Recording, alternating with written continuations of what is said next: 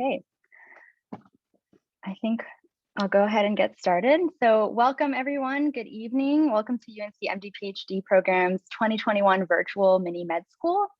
If you missed last week's session on strokes or the previous week's session on viruses and pandemics, the presentations and recordings are up on our website, med.unc.edu/mini-med-school under the past presentations tab. So feel free to check that out. And tonight's presentation will also be up on that same website. Tonight is our third session for this year's 5-week series, and the topic is cervical cancer. I'll give a quick introduction of our student panelists. So my name is Miriam. I'm a 5th year in the MD PhD program in the biomedical engineering department, and I will be co-hosting along with Kevin, who's a 3rd year in the program. And we also have Stephen, a 7th year in his final year of his PhD, who will provide Q&A and technical support. And I just wanted to share, I mentioned this last week, but if for those who weren't able to attend tonight, will be a shorter session. We'll just have our student speaker, and we are aiming to finish between 7 or 7:15 p.m. So we'll have our presentation followed by our usual Q&A. And if you have any questions about the presentation, please post them in the Q&A box below. And we'll give you a chance after the speaker finishes to unmute yourself and ask your question. Or if you're not able to, one of us can read the question out to our speaker. You can also upvote and comment on other people's questions if you like. If you have any technical issues, please email us at uncminimedschool@gmail.com. All right, let's get started. Halei Benefield is a student in her final year of the UNC MD PhD program, currently applying for residency in pediatrics. Her PhD is in epidemiology, wherein she studied breast cancer biomarkers and outcomes in a population-based cohort of women in North Carolina. She is excited to use her combined training to care for individual children and their families while promoting health equity on a population scale. In her free time, Halei likes to run, play percussion in the Durham Medical Orchestra, and tackle home improvement projects with her spouse. Take it away, Halei. Great, thanks, Miriam. Panelists, could I just get a thumbs up that you all can hear me okay and see everything okay? Great. All right, so I'm here to talk to you all tonight about cervical cancer. And I'm going to give a pretty broad and general talk, starting from the very beginning.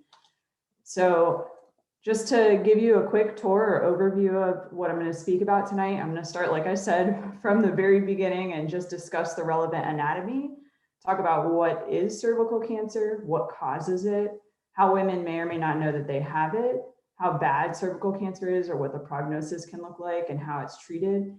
And the most exciting part of the talk is how to prevent cervical cancer.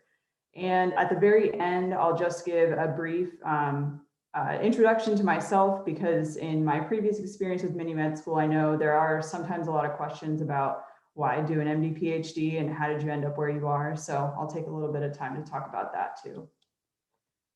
So just to start from the very beginning, take it all the way back to probably high school biology level. I'm just going to go over the female reproductive anatomy, because I think a lot of times this gets to be a little hand wavy and there's a lot of detail actually. So the cervix sits in between the vagina and the uterus, and the vagina starts with the opening from the outside of the body, continues up, you hit the cervix, and then there is the uterus, which is where a fetus would grow and develop, or a uterine lining would grow and develop and then shed as part of menstruation. And then attached to the uterus are the fallopian tubes, and you can see this to the right and to the left here. And those connect with the ovaries, which is where the eggs develop and then travel down the fallopian tubes to unite or not unite with sperm in the uterus to cause a baby. And the cervix is a small organ. It's firm, it's 2 to 3 centimeters long, but it's actually really important. So it acts kind of as a gatekeeper to the uterus in that it allows sperm to pass through, it allows passage of the uterine lining during menstruation, and it's also the passage through which a baby would exit during birth. And it produces and secretes mucus that can cover the opening of the cervix in order to prevent infections or allow sperm to pass into the uterus. So it's a small but mighty organ, and it is deserving of our attention and cancer screening. So what is cervical cancer? So all of the cells in our body have mechanisms by which they regulate how they grow and how they divide. And that's true in the cervix as well. So in this slide here, it's showing a very zoomed in portion of the cervix here on the far left box of the screen. So this is normal cervical tissue. And so the bottom here is actually what would be outside. So this is what would come into contact with the world, moving deeper into the organ and deeper into the tissue. So these cells on the outside here are called epithelial cells. And as you move in closer, you get to the basal layer of the epithelial cells, and that's the cell layer that will divide and replenish these cells as they're sloughed off. And then you have a basement membrane here, and then the stroma back here, which is just deeper into the cervix. And when cancer happens, these normal cells start to change and become more abnormal. So the dots in the center are the nucleus where the genetic material is contained. Those become larger. The cells become more and more irregular until finally they can break through the basement membrane and invade the underlying tissue. So at that point, you have invasive cervical cancer. And so I like this graphic just because it shows that it's a gradual process that happens over time. And it shows you what the difference looks like on a cellular level. So that's what cervical cancer is. And it's really important to recognize the cause of cervical cancer because it's actually a virus. So virtually all cervical cancers are caused by the human papilloma virus, or HPV.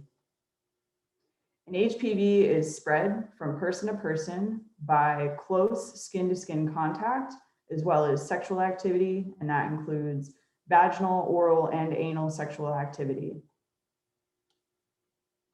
Almost all sexually active adults have been exposed to HPV. And the reason for that is that it is a common and highly transmittable virus, but it produces an infection that is short-lived. It typically doesn't cause any symptoms at all, and it resolves on its own. So most of the time, if someone comes into contact with HPV, they have no idea. And it's not something that is included on the typical battery of sexually transmitted infection testing. So unless you're doing a cervical cancer screening, there would be no reason to check and see if someone has an HPV infection. So we also aren't measuring it. And importantly, I also wanted to mention that HPV causes other diseases. So it causes non-genital cutaneous warts, also known as common warts. And I show that picture below. As Miriam mentioned, I am headed into pediatrics, and these warts are very common in children. Up to 10% of kids have these warts on their hands. And it's simply because the virus is very easily transmitted. Kids are touching things all the time. HPV can also cause anogenital warts, and it causes a number of other cancers too. So vulvar cancer, vaginal cancer, anal cancer, penile cancer. And I forgot to mention on this slide that it's also associated with oropharyngeal cancer, which is cancer that can form in the back of your throat. So the mechanism by which HPV causes cancer is that it produces proteins that change how a cell regulates the way that it grows and divides. So this figure is another one that I really like because it kind of walks you step by step. So here you see these little purple dots that would be representative of HPV entering the cervix, and it infects through those epithelial cells that I talked about earlier. And here on this slide, it's actually, the orientation is flipped. So the top layer here is the epithelium moving down towards the basal cells here and the basement membrane. So the virus makes its way in, it infects the cells, and in 90% of people, this infection will just go away on its own within 2 years, and there will be no symptoms at all. It won't cause anybody any trouble. But some strains of HPV and in some individuals, this infection will persist. And if it persists for a long enough period of time, the DNA of the HPV gets integrated into the healthy cells and disrupts the way that it regulates how it grows and responds to damage to its genetic material. And so then that leads to those cells that I showed earlier that divide over and over and over again, and that leads to a tumor or invasive cancer. So that's the mechanism that this virus causes cancer in the cervix. You might be asking yourself at this point, this is an awful virus. How is it possible that everybody has been exposed to HPV? I know I had that question when I learned about this association. And the reason, like I mentioned earlier, is because the infection is short-lived in most cases, it doesn't cause symptoms, it's often not detected, and the body just spontaneously resolves the infection on its own. So it's like you just don't even know it's there. There are also over 40 strains of HPV, which is a lot. And of those 40 strains, there are only a handful that we have shown to be associated with cancer. And furthermore, we know that not only do you have to get infected with a cancer-causing strain of HPV, you have to have that infection for a long period of time. So upwards of, in most cases, 15 years. So it's a very selective process to go from being exposed to HPV to having something like cervical cancer. And the risk factors for cervical cancer, as you might imagine, are the same as those that would cause a prolonged HPV infection. So some of those risk factors include being of immunocompromised status. So examples of that would be individuals with HIV, diabetes, sickle cell disease, autoimmune disorders, anything that might compromise your body's ability to fight off infections, or if you are immunosuppressed in some way. So if you're taking a medication or receiving chemotherapy, using steroids, or you have active cancer in the genitourinary tract, all of those things can cause you to be more susceptible to an HPV infection. Another risk factor to acknowledge, as you might be able to deduce from the way the virus is transmitted, is high-risk sexual behavior. So what that means is if you've had an early age at sexual debut, if you have a high number of sexual partners, if you're engaging in sexual activity with someone who has a high number of sexual partners, all of those things can contribute to a higher risk of cervical cancer because you are more at risk of being exposed to one of the cancer-causing HPV strains. And then I mentioned this earlier, but a history of cancer in the vulva or vagina also puts you at a higher risk simply because that defense mechanism has been disrupted. So as HPV travels up the genitourinary tract, that additional barrier is not at its strongest, which can put you at risk. How would one know if one had cervical cancer? Unfortunately, because it often doesn't cause any symptoms, people sometimes don't know. And that's why screening is so important for cervical cancer. In folks who do have symptoms, the most common that have been reported are heavy vaginal bleeding or irregular vaginal bleeding, which is bleeding that is outside of what would be expected in a normal menstrual cycle, so bleeding between periods. And then another symptom is bleeding after sexual intercourse, which you might hear referred to as post-coital bleeding. So those are some important warning signs to look out for. If you are having those symptoms, it doesn't necessarily mean that you have cervical cancer because there's a whole spectrum of other things that could cause that to happen. And most of those things are benign and can be treated, but those are definitely symptoms that you would want to talk to a doctor about right away. And as I mentioned, because a lot of women present with no symptoms at all, screening for cervical cancer is really, really important. And that's the next topic that I'm going to discuss. And before I move on to my next slide, just giving a quick warning that I'm going to talk about what pelvic exam is like. So if you have folks viewing with you that you might not want to see an illustration of a pelvic exam, here's your warning.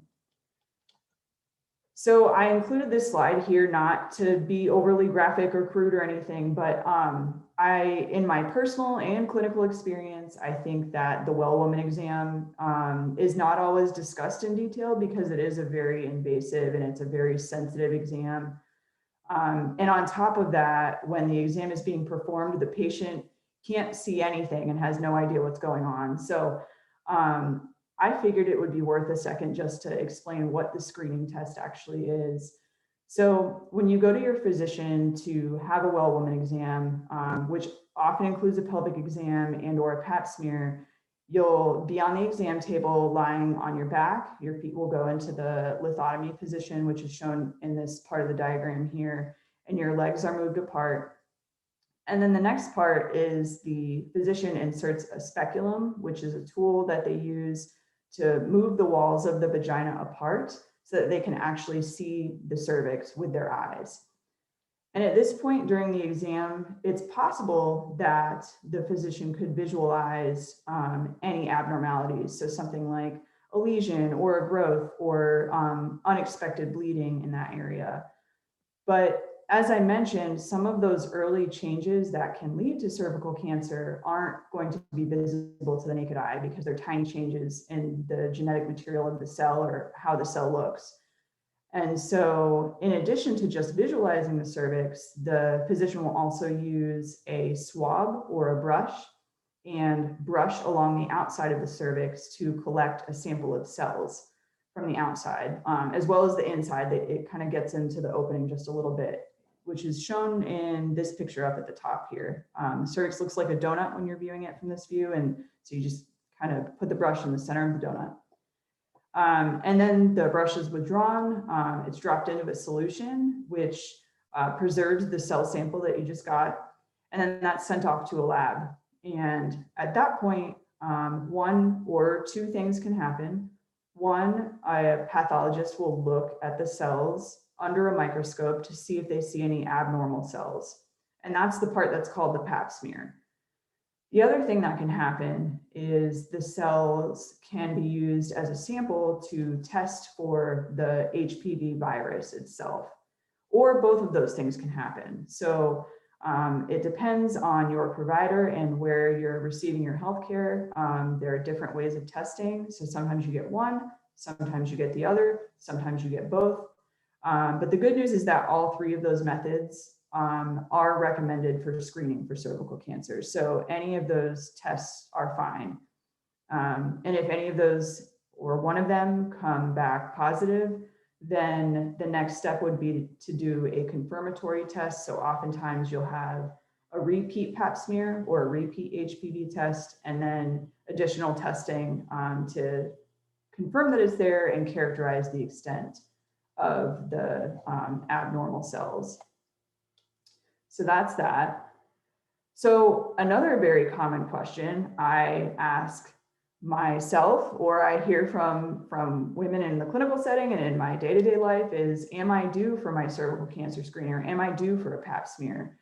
And the answer to this is not always readily available because the guidelines have changed a lot, and they've changed a lot in recent years.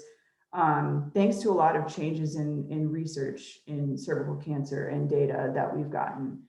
And so before I answer this question on the screen now, I did want to just take a couple of minutes and talk about how cancer screening guidelines are developed and the rationale behind that. That's something that I am really interested in and have thought a bit about in my research. And I also, before I move on, just want to say that I would always recommend talking to your doctor about what they recommend for you personally and why they choose to screen in the way that they do, because that can probably lead to an interesting conversation, and it's always important to have that communication with your physician.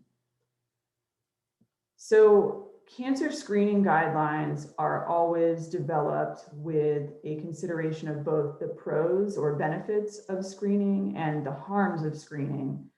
So in these guidelines are created by professional societies, and there are often more than one here in the United States. So there are a lot of different voices that chime in and give their recommendations based on how they've interpreted data.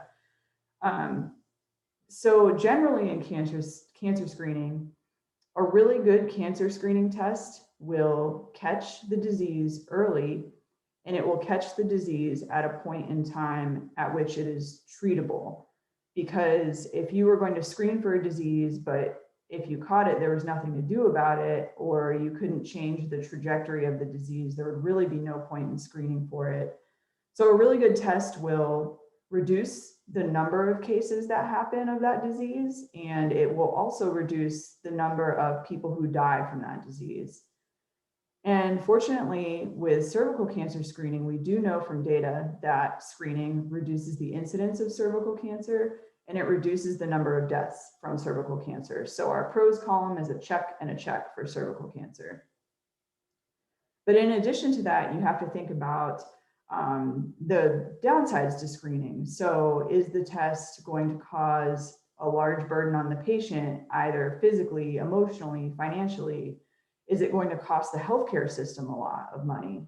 Is it going to have a high false positive rate where someone is told that they have the disease, but they don't actually have it? So they go on to have all of these workups done that really aren't necessary and are costly or stressful. And you can also think about these things. I'm giving this in the context of cervical cancer, but I'm sure a lot of you are familiar with other cancer screening tests like a mammogram, which maybe comparatively is less invasive than something like a cervical cancer screen, or the colonoscopy that is used to check for colon cancer. So there's a whole spectrum of screening tests, and it might be interesting just to think about how those other tests fit in here. But as far as the cons for cervical cancer screening, I mean, we just talked about how the test is performed. You can imagine that that's an uncomfortable thing. It is invasive and anxiety provoking. It can be painful. And so it's not, you know, a walk in the park. It's not every person's favorite thing to do. Fortunately, the cost benefit has been shown to be in its favor. So that's a check. And then when you're thinking about false positives in the particular case of cervical cancer screening, when you have to move beyond just the screening and maybe doing either more sampling of the cervix or leading to procedures that might remove some of the cervix or treat a potential cancer, those procedures carry a lot of risks. And in this case, it can affect a woman's ability to become pregnant or her ability to safely and healthily carry a pregnancy.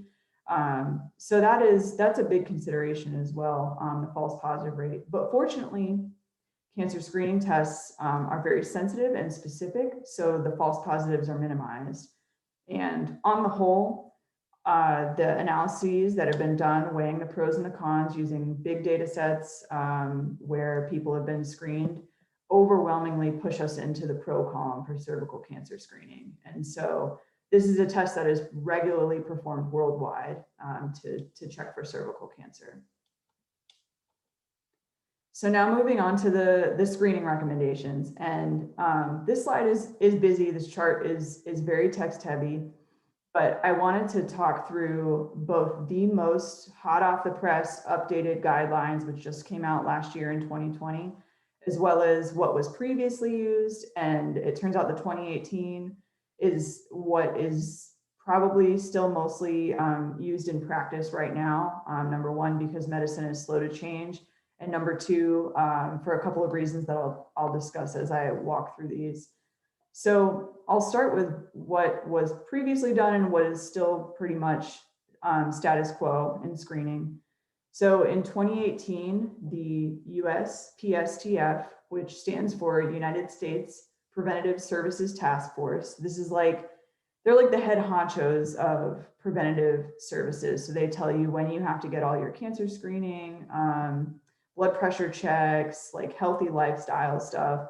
Physicians use their guidelines all the time to help us guide our clinical practice. So they're the experts. And in 2018, they put out their most updated guidelines and suggested that screening for cervical cancer start at age 21 and end at age 65. So it's a pretty big window of a person's lifespan to be screened. And for people who are 21 to 29 years old, they recommended a pap test. So that's looking at the cells under a microscope every 3 years. And then for those who are 30 years or older, they recommended either the pap test every 3 years, continue, or you can do the HPV testing. So that's just checking for the virus based off the cervical sample every 5 years. or you can do both of those things every 5 years. So any of those three options are acceptable. And that's why I said, once they get the sample, it kind of depends on your doctor or your healthcare system that you're in, what happens next. And then they don't recommend screening if someone has had their cervix removed, because there's nothing to test. And then HPV vaccination, I'm going to talk more about the vaccine here in just a few slides. They do not recommend different screening if you've been vaccinated for HPV. So same as these guidelines here. Now in 2020, the American Cancer Society, which is what the ACS stands for, gave new guidelines, and they did this in light of a couple of things. Number one, the most recent data have shown cervical cancer to be exceedingly rare among women who are under the age of 25. So they said, hey, we think it's fine to start screening at 25, which, you know, I'm not an expert, but I think that sounds like a reasonable thing to do. And then they still recommend ending screening at age 65. The next part that they changed was in women who are 25 or older, they recommend as the best option to have the primary HPV test every 5 years. So they think that that's the gold standard. And that sounds great because this test has been shown to be more specific than just doing the pap smear and looking at the cells. The problem is that this primary HPV test is not widely available yet. So as it gets rolled out, I expect that more clinicians will adopt the every 5 years, but for right now, it's just not possible in all settings, so it'll probably take a little bit. And then you still have these other two options, similar to the 30 and above that was recommended in 2018. And the guidelines for people without a cervix and those who've been vaccinated remain the same. So to summarize, if you're between 21 and 65 and you have a cervix, you should probably talk to your doctor about when you need to get tested and ask them what test they think would be good for you or what test is possible. So now moving on to what I alluded to as the exciting part of the talk is how to prevent cervical cancer. We have a vaccine for HPV, which causes cervical cancer. And it is very effective. So very recent data, again from 2020, have shown that it's 97% effective in preventing cervical cancer among those who have not yet been exposed to HPV.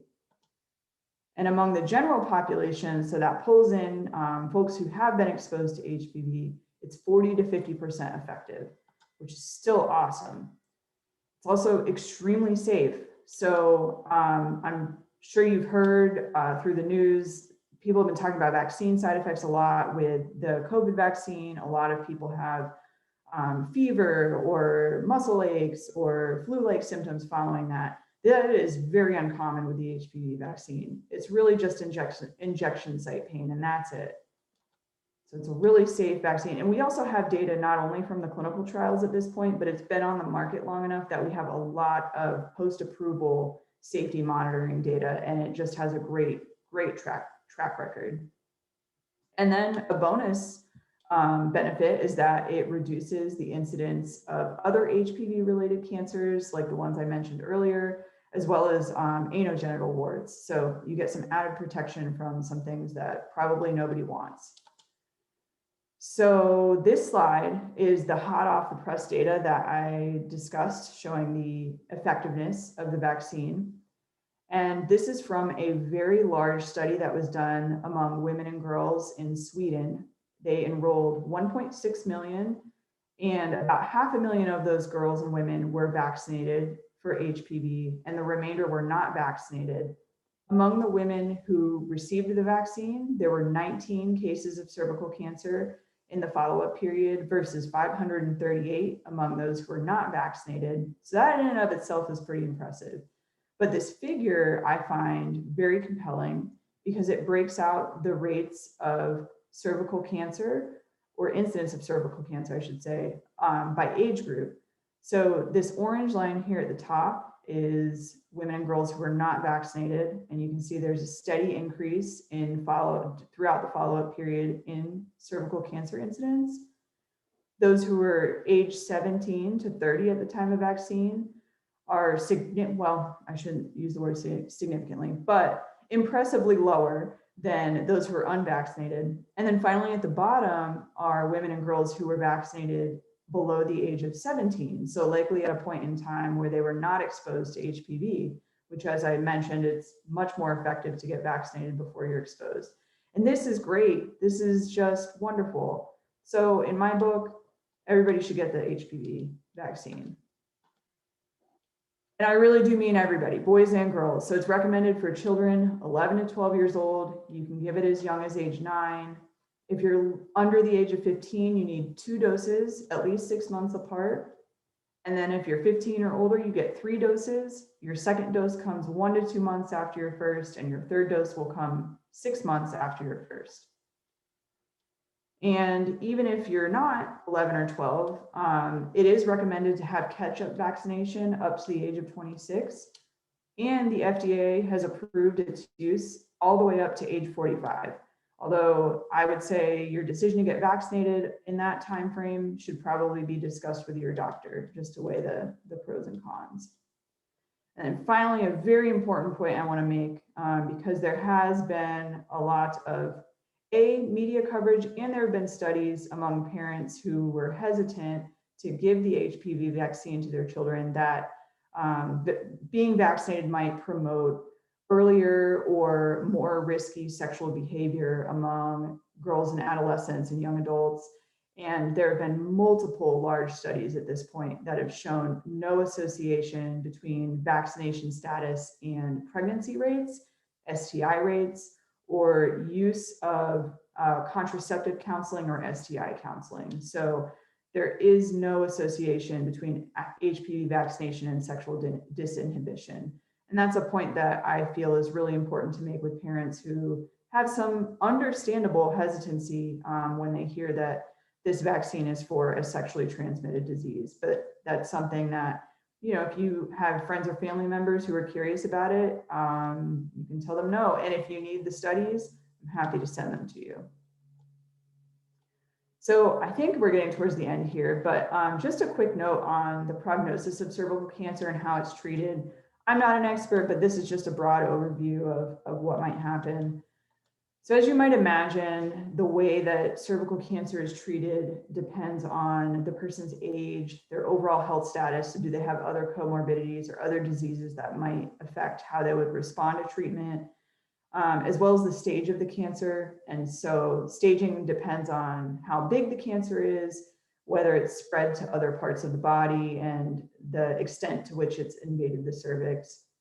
As well as patient and doctor preferences. So that's always a really important conversation for someone to have with their oncologist, is what are their wishes? What do they want out of treatment? And what is the clinician's experience in treating this particular patient's type of cervical cancer?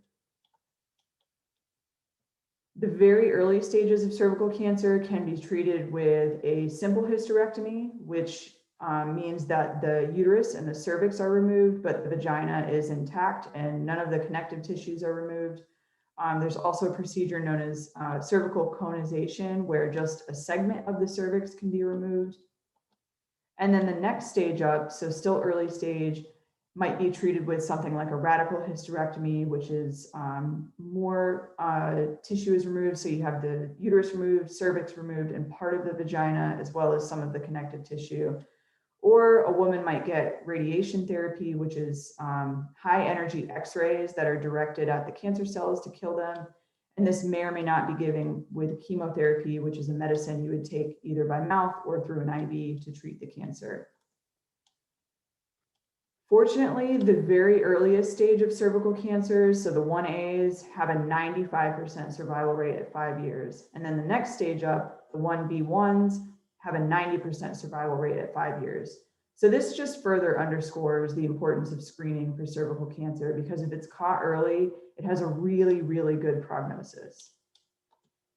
So take home points about cervical cancer. 1, if you have a cervix, speak to your doctor about cervical cancer screening. Ask them, is it right for me? What tests do you do? And why do you do it? And then if you are anyone between the ages of 9 and 45 and you have not received the HPV vaccine, talk to your doctor about that too, because it's very effective and it's very safe. So now we've come to the fun part, and I'm ending on this because I'm not a cervical cancer expert, but I am an expert in me. And like I said in the past, I've gotten some questions about why are you doing an MD PhD? Seems like a lot, or what do you research? So I grew up in a tiny town on the east coast of Florida called New Smyrna Beach. And then I call myself not just house divided, but heart divided. I went to Duke for undergrad. I studied biomedical engineering, worked in research there for a little while, and then came to Carolina. I still cheer for Duke basketball, but in every other way, my heart is a Tar Heel. And then I pursued my PhD after 2 years of med school in the School of Public Health at UNC, Gillings. And I studied breast cancer. So I looked at outcomes among women here in North Carolina. It was really, really fascinating. And I love population health, and I hope to keep doing that, but not in adults, because I went back to medical school and really loved pediatrics. So as Miriam mentioned, I am going to start pediatrics residency this summer. Match day is in March, so I'll find out where I'm going, and that's an exciting time. And my email is there at the bottom left if you have any questions or want to reach out. And I don't know why that appeared again. Thank you. And here's a picture from a backpacking trip in the Sierra Nevadas, because I know we're all dreaming of travel and more exotic locations right now.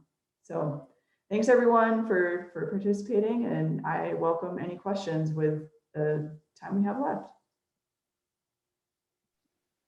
Thank you so much, Haley, for that in-depth and conversational introduction to cervical cancer. We do have a current question that's open by Diane McGrath. Kevin, are you able to unmute Diane? All right, Diane, you can unmute yourself now and ask your question. Yep. Can you hear me? Yeah. So how have the recommendations for the Pap test been modified for very early sexual activity or multiple partners? Yeah, that's a great question. And in fact, it hasn't been changed in light of those considerations, mostly because young women clear the HPV infection really well. Their immune systems are really robust. So if they become exposed, the vast majority of the time that infection will just get cleared away. And another thing is that in order for the infection to lead to cancer, it takes on average, or not even on average, but usually at the earliest about 15 years. So in order to see the changes that might be caused by an early exposure to one of the cancer causing strains of HPV, it would take a decent amount of time.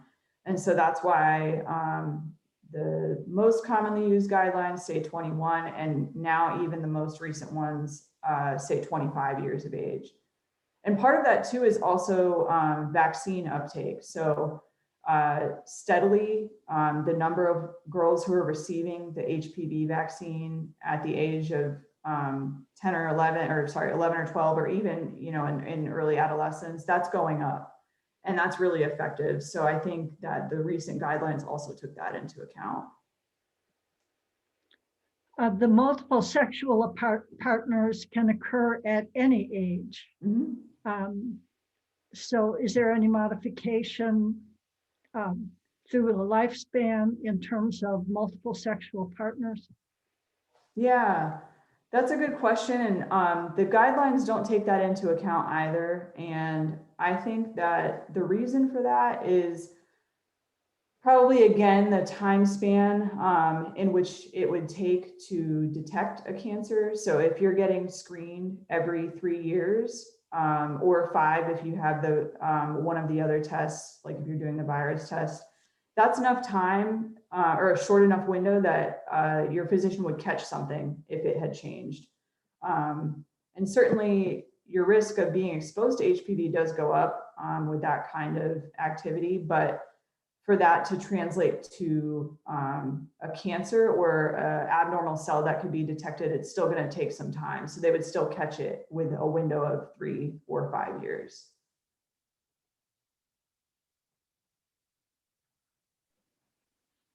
All right. Thank you, Diane.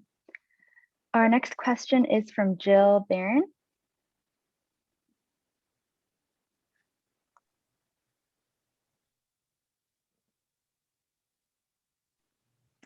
Jill, are you able to unmute yourself and ask your question? Yeah, I'm sorry about that. So I apologize if I did not get the age range correct, but I thought I heard that up to age 45, it would be recommended to have the vaccine. Any reason why a person over 45 would not be recommended for the vaccine? Yeah, that's an awesome question. And I wish I knew the answer why it stops at 45.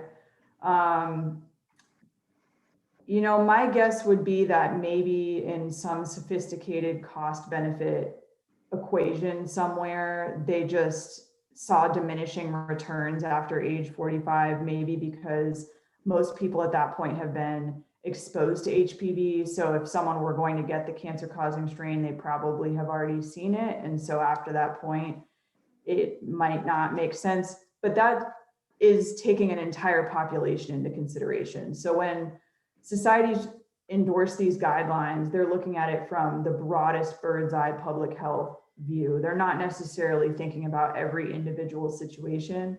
So, you know, personally, if I had a patient come to me and they were over the age of 45 and they had reason to want to be vaccinated, I would take that seriously and think about how that might be appropriate for them. Thank you so much. That's an awesome answer. A very honest one. Thank you. Yeah. All right, we have time for just these last 2 questions. So the next one's from Kate Hudgens.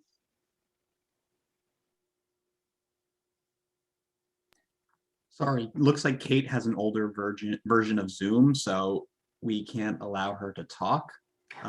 Kate's question is, what do the stats look like in terms of number of cases for different demographics in recent years? That is a phenomenal question, and I feel woefully underprepared as a public health interested individual because I am very interested. So my breast cancer work has looked at different breast cancer rates and how it affects different parts of our population. So I cannot answer that offhand, but I think that that's a great question. I wish I had thought about it before I prepared this presentation. Stephen, I see you unmuting if you have. So I will, in response to the answer, include a link to CDC website that has some of these statistics, as well as a link to their general cancer visualization tool that you, if you're interested, can play around with to just see for various cancers, including cervical cancer. Yeah, that's a really great resource. I don't know if the SEER, S-E-E-R, is incorporated anywhere in there, but yeah, there's a lot of really cool tools online that you can use. All right, and our last question for tonight is from Lenore. Are we able to, I guess, add Lenore to the It looks like chat? Lenore also has an older version of Zoom. Her question is, does the vaccine destroy good bacteria inside of us, like some antibiotics? No, as far as I know, it should not have any effect on the good bacteria, which you're right, there are definitely good bacteria in the genitourinary tract that help us fight off infections. As far as I know, there's no evidence that that happens when you're vaccinated for HPV. So just to add on to that, some of the immunology science behind all of that. Antibiotics work by targeting a lot of conserved features in bacteria. And so that's great when you're targeting harmful bacteria, but a lot of those same things are found in a lot of the good bacteria. And so you're going to also, unfortunately, be affecting a lot of those. The way the vaccine works is you're essentially targeting in a future immune response against a specific protein for that virus, in this case, HPV. And so it's going to be very, very targeted, and it really shouldn't affect any of the other microbes that are going to be present throughout the body.